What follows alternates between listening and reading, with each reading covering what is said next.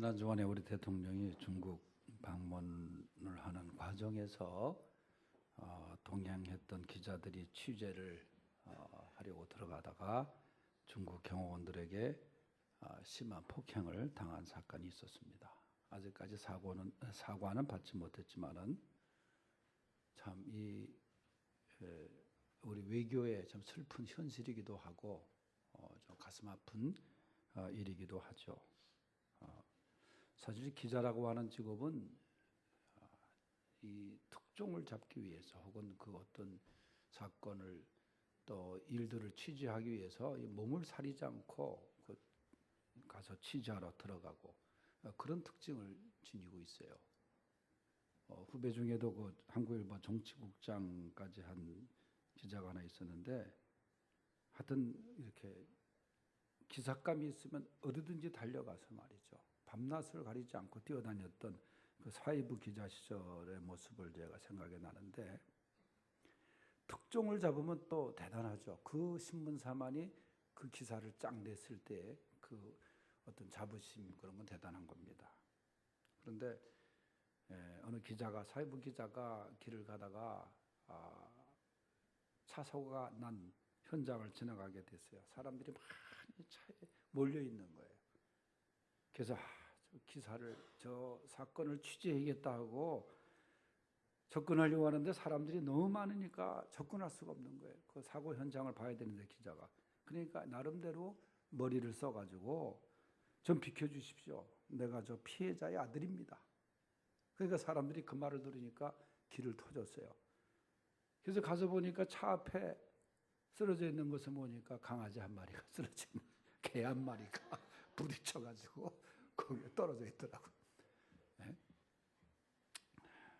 잘 안 웃어요. 요새 얼마나 살기 어려운지 이제 이런 얘기해도 잘 안 웃더라고 내가 보니까. 네? 성탄절이 되면은 옛날에는 말이죠.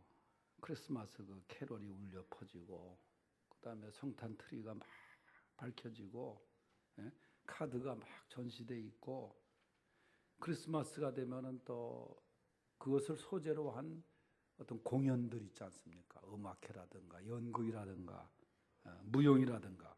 그런데 금년에 그 인터파크에서 크리스마스를 주제로 한 뮤지컬 그런 것들 하나도 없다는 거예요. 인터파크가 그 보고한 바에 의하면은. 그러니까 성탄절 공연이 전무한 거예요. 이 명동거리가 한류 열풍으로 이제 중국 관광객들, 일본 또 사람들도 오르는데 수백 개의 그 명동의 매장 중에 그 성탄 장식을 한 데는 단 20군데밖에 없대요, 금년에. 그러니까 그만큼 성탄절 특수를 노리는 그런 것도 사라졌다는 거죠. 크리스마스 캐롤 대신에 그 방탄소년단의 노래만 곡이 가득 차 있고, 성탄절 트리가 그 시청 앞에 있는데 2002년도 월드컵 때랑 그 다음에 또 금년이랑 비교해 보면 십자가도 대폭 3m에서 1m로 줄고 거리마다 반짝였던 그 불들이 다 사라지고 또 십자가가 줄은 것도 왜 특정 종교를 내세우느냐. 그리고 조명도 예산이 많이 들어간다. 어쨌든 간에 이렇게 성탄절 실종, 크리스마스 실종 그렇게 주제로 신문기사가 쫙 써 있더라고. 읽어보니까 그래요. 저도 성탄절 카드를 매년 사가지고 그 다음에 이제 사용수 들어오고 제가 보내야 될 사람들 보내는데 성탄절 카드 파는 데가 없는 거야. 여기 알파에 갔더니 다 조잡한 뭐 아이들 초등학생들 이렇게 저 부분 이렇게 그런 것만 있는 거예요. 그래서 저 청평 가서 사세요. 청평에 가니까 거기 문구점에 카드가 있더라고. 그러니까 점점 크리스마스의 전통적인 그런 분위기가 사라지고 있습니다. 어느 사회학과 교수가 그래요. 과거에는 종교를 떠나서 크리스마스가 되면 한 해를 정리하고 또 크리스마스가 갖는 성스러운 의미에 대해서 생각해 보자는 분위기가 있었지만 이제는 그것이 사라졌다는 거예요. 여러분, 이런 가운데 또다시 우리들은 성탄절을 맞이하게 됩니다. 누가복음에 보면 하나님께 영광이요 땅에는 평화로다. 이것이 성탄의 귀한 축복의 정신 아닙니까? 그 어느 때보다도 절실한 시기인데, 본문 5절 말씀에 보면은 여호와의 영광이 나타나고 모든 육체가 그것을 함께 보리라. 이는 여호와의 입이 말씀하셨느니라 말씀합니다. 성탄은 여호와의 영광이 나타나는 그런 절기입니다. 이 말씀은 이스라엘 백성들이 바벨론 포로에서 해방되어 가지고 여호와 하나님을 섬기게 될 것이라는 예언의 말씀 속에 들려진 말씀입니다. 요한복음 1장 14절에 보면 말씀이 육신이 되어 우리 가운데 거하심에 우리가 그의 영광을 보나니 그랬어요. 우리는 하나님의 영광을 보는 성탄절이 되어야 됩니다. 예수 그리스도의 탄생을 통하여 거룩하신 하나님의 영광을 볼 수 있는 그런 귀한 성탄이 될 수 있기를 축원합니다. 요한복음 11장 40절에 예수님이 이렇게 말씀하셨어요. 내 말이 네가 믿으면 하나님의 영광을 보리라. 우리는 주의 말씀을 믿는다고 하면은 하나님의 영광을 볼 수 있어야 됩니다. 믿으면 하나님의 영광이 나타난다는 거예요. 오늘 읽을 본문에 하나님의 영광이 나타나는 과정을 설명해 주고 있습니다. 첫째가 뭐냐? 위로를 통해서 나타납니다. 본문 1절을 다 같이 다시 한번 읽어보겠습니다. 시작. 너희의 하나님이 이르시되 너희는 위로하라. 내 백성을 위로하라. 이 말씀에서 반복적인 단어가 뭐예요? 위로입니다. 위로. 너희는 위로하라. 내 백성을 위로하라. 이게 성탄의 정신이에요. 대림절의 정신이에요. 이스라엘 백성들이 바벨론 포로에서 70년간을 고생을 많이 했습니다. 죄로 인해서 그들은 벌을 받았지만은 이제는 해방과 함께 다시 회복을 하게 되었습니다. 하나님의 위로가 그들 가운데 임합니다. 여러분, 위로라는 말은 뭐예요? 괴로움을 어루만져서 잊게 해주는 것이 위로라고 말합니다. 여러분, 때로 우리가 위로받고 싶을 때가 얼마나 많습니까? 우리의 진정한 위로는 사실은 하나님의 위로입니다. 주님의 위로입니다. 사람의 위로도 때로 힘이 되지만 진정한 위로는 하나님의 위로입니다. 고린도후서 1장 3절에 보면은 그래서 우리가 믿는 하나님을 말할 때 위로의 하나님이시라 그랬어요. 우리를 위로하시는 하나님. 그리고 그 하나님은 4절에 보면은 우리가 위로받았으면은 모든 환난 중에서 위로가 필요한 사람들을 향하여 가서 위로하라 그렇게 명하시는 하나님이십니다. 우리가 받은 위로를 근거로 해서 슬픔 당하고 어려운 이웃들에게 그 이웃을 나누어 주라는 거예요. 이게 하나님의 뜻입니다. 성탄의 정신이 그거예요. 어려운 이웃들에게 가서 위로하는 거예요. 그리스도의 사랑으로 위로하는 거예요.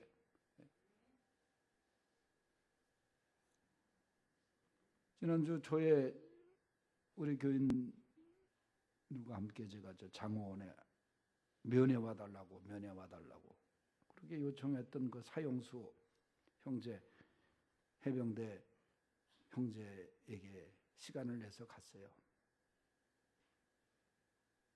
뭐 그렇게 만나면 무슨 위로가, 뭐 여러 번 만났지만 그래도 만나고 싶어 하는 목사라고 하니까 갔어요. 사실 예수님이 항상 말씀드리지만 마지막 십자가상에서 구원한 대상이 사형수거든요. 오늘 네가 나와 함께 낙원에 있으리라. 그런데 그날따라 이제 같이 기도하고 나오는데 헌병이 이 김민찬 수련생이, 거긴 수련생이라 그러는데 이걸 전달하렵니다. 보니까 자기가 간직하고 했던 자기 사진을 나한테 전달한 거예요. 그래서 내가 사진을 한번 보여드릴게요. 내가 이 사진을 보고 너무 가슴이 아파. 해병대 훈련을 마치고 해병대 정복을 입고 눈 덮인 자기 고향 땅에서 이제 군대 생활하면 경찰이 되겠다고 하는 꿈을 안고 해병대에 갔는데 자기 후배들이, 후임병들이 자기를 그렇게 알아주지 않고 괴롭히고 하니까 여러분 아는 대로 술을 먹고 총으로 4명을 쏴서 죽이지 않았어요. 그 분노 장애가 일어나니까. 그래서 벌써 7, 8년이 세월이 흘렀는데 내가 저 사진을 딱 보는 순간에 아이고 이런 때가 있었는데 얘가 얘가 이렇게 훈련받고 해병이 돼가지고 군생활을 하려고 하는데 어쩌다고 참 이렇게 사형수가 돼가지고 이곳에 있을까? 그리고 나한테 내가 물어보려다 이 사진을 나한테 왜 줬냐? 그거 묻고 싶어 내가. 아마 나한테 좀 간직하고 있으라 그런 건지. 그러면서 자기가 이제 글을 쓰고 있다고 하는데, 그래서 헌병 통해서 저한테 목사님께 이 사진을 좀 전달해 달라. 볼 때 참 가슴이 아프잖아요. 멀쩡하게 생기고 그랬는데 말이에요. 그래서 부모는 또 얼마나 가슴 아프겠어요. 여러분, 성탄의 정신이 뭐냐? 그죠? 힘들고 어렵고 옥에 갇힌 자, 소외된 이웃들, 그를 찾아가서 위로하고 그게 성탄의 정신이에요. 제가 자주 이 찬송가를 얘기하지만 찬송가 442장 3절에 괴로운 세상에 할 일 많아서 주님이 날 가라 명하신다. 이 괴로운 세상에 하나님이 위로자로 가라고 명하시는 거예요. 위로자로 삼으시면서. 데살로니가전서 4장 18절에 보면 그러므로 이러한 말로 서로 위로하라 그랬어요. 여러분, 위로자의 사명을 잘 감당하는 우리 교회 성도들이 될 수 있기를 축원합니다. 두 번째는 주의 길을 예비할 때 영광이 나타나요. 3절 말씀 읽어봅니다. 시작. 외치는 자의 소리여 이르되 너희는 광야에서 여호와의 길을 예비하라. 사막에서 우리 하나님의 대로를 평탄하게 하라. 아멘. 여기서 말하는 광야, 사막, 이것은 이스라엘 백성들이 가나안 땅을 향해서 가는 과정에서 겪었던 생활의 길이었습니다. 그러나 또 한 가지 의미는 이 광야와 사막의 상징은 모든 성도들이 하나님 나라에 들어가기 전에 이 세상의 삶을 광야와 같은 삶이라고 말해요. 사실 광야와 같은 삶입니다. 목마름도 있고 때로는 그 사막의 더위, 밤의 추위 같은 것들이 우리를 얼마나 엄습합니까? 그런데 여호와의 길을 예비하라는 거야. 그곳에서. 이 말씀의 배경은 당시 왕이 행차를 할 때 선발대가 앞서가면서 왕의 행차를 외치고 왕이 탄 마차가 지나가기 쉽도록 도로를 고쳐 평탄케 했습니다. 이 말씀이 주는 영적인 의미는 회개하라는 거예요. 회개를 통해서 오실 주님을 맞이하라 그 말입니다. 4절에 골짜기마다 도두어지고 즉 마음속에 모난 제약된 생각을 버리고 산마다 언덕마다 낮아짐이라는 말은 교만한 마음을 제거하고 겸손하고 고르지 아니한 곳이 평탄하게 되며 하는 것은 험한 곳이 평지가 될 것이다. 험한 곳은 죄성을 가르치고 죄악된 생활을 청산하라 그런 말입니다. 한마디로 주님의 오심을 회개를 통해서 맞이하라 그런 뜻이에요. 마태복음 3장에 세례 요한이 오실 주님을 맞이하기 위하여 외친 말이 회개하라 천국에 갖고 왔느니라. 그리고 회개에 합당한 열매를 맺고 주의 길을 예비하라 말씀을 했습니다. 그러므로 회개는 대림절의 가장 중요한 요소입니다. 우리 기독교에는 고해성사라는 것이 없지만은 성경에도 없고 천주교에서는 반드시 천주교 신자들한테 부활절 전에 성탄절 전에 고해성사를 하게 합니다. 지은 죄를 신부 앞에 가서 고해하라는 거예요. 하나님 대신 사해 준다는 거예요. 그건 성경에 없는 거예요. 물론 베드로의 사제권 거기에 근거해서 그들이 얘기하지만은 우리가 하나님 앞에 나가 고백하고 참여하고 할 때 하나님의 그리스도의 보혈로 씻음을 받는 거예요.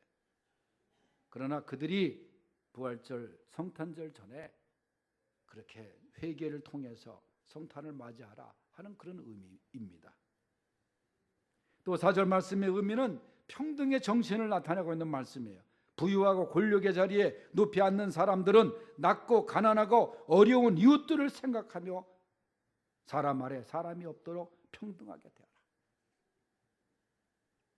얼마 전에 기사를 보니까 제가 또 구치소 얘기를 해서 죄송합니다만은 이재용 부회장이 지금 오랜 벌써 이 추위 속에서 이제 또 계속 수감생활을 하고 있잖아요. 그런데 그 바로 자기 옆방에 있는 수감자가 어머니가 돌아가셨다는 소식을 듣고 나가지도 못하고 울고 있는 소리를 이재용 부회장이 들었다는 거예요. 그래서 왜 그러냐 저 사람이 어머니가 돌아가셨다. 그렇게 교동하는데 전달받은 이재용 부회장이 자기 방에 있던 먹을 것을 싸가지고 저분에게 드리고 위로 좀 해줘라. 그렇게 했다고 하는 그 기사가 나오더라고요. 삼성의 대기업의 부회장이 그 옆에 있는 자기랑 비교할 수 없는 죄를 짓고 들어온 그분에게 그 다음에 위로하고 사랑을 베풀고 자기 있는 것, 자기로서는 최선을 다해서 그렇게 대접을 하는 그 이야기가 신문에 나왔더라고요. 그래서 내가 속으로 내친 김에 그 사람 출소하면 삼성에 취직을 시켜줬으면 좋겠다, 그 생각이 들더라고요. 이야기만. 여러분, 성탄의 정신은 평등입니다. 평등. 하나님 앞에서는 다 평등한 거예요. 오히려 낮은 데로 향하는 것이 예수님의 정신 아닙니까? 주의 길을 예비 잘하는 우리 성도들이 되시기를 바랍니다. 마지막 세 번째는 여호와를 앙망할 때 영광이 나타나는 거예요. 31절 다 같이 읽어보겠습니다. 시작. 오직 여호와를 앙망하는 자는 새 힘을 얻으리니 독수리가 날개치며 올라간 같을 것이요 다른 박질하여도 곤비하지 아니하겠고 걸어가도 피곤하지 아니하리로다. 아멘. 앙망하다라는 말은 간절한 마음으로 우러러보다, 그런 뜻이에요. 우리가 하나님을 그렇게 앙망하라는 거죠. 바라보라는 거죠. 하나님의 간절한 마음으로 사모하라는 거예요. 시편 34편 5절에도 보면 그들이 주를 앙망하고 그랬어요. 145편 15절에는 모든 사람의 눈이 주를 앙망하오니 그랬어요. 또 앙망의 뜻은 인내하면서 바라보는 겁니다. 기다리면서 포기하지 않고 인내하면서 하나님의 은혜를 기다리는 거예요. 하나님께 시선을 고정시키고 온 마음으로 하나님을 사모하는 것, 그것이 앙망입니다. 목마른 사슴이 시냇물을 찾기에 갈급한 같이 말입니다. 여호와 하나님의 영광을 경험하기 위해서 이렇게 하나님을 앙망할 수 있어야 됩니다. 아무리 힘들어도 하나님을 원망하거나 포기해서는 안 돼요. 당시 본문에 보면 이스라엘 백성들이 힘든 포로 생활에서 귀환을 하게 되는데 이스라엘까지 걸어가는 길이 말리길이에요.